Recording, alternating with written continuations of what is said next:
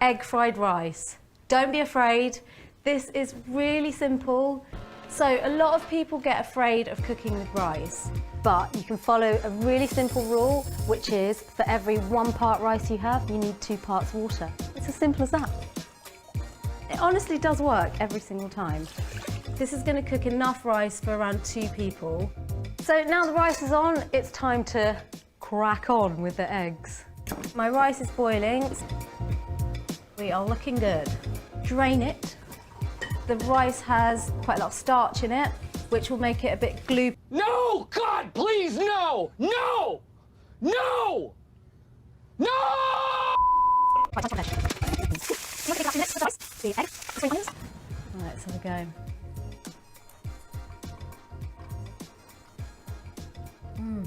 Really, really good. So delicious. I'm very proud of myself.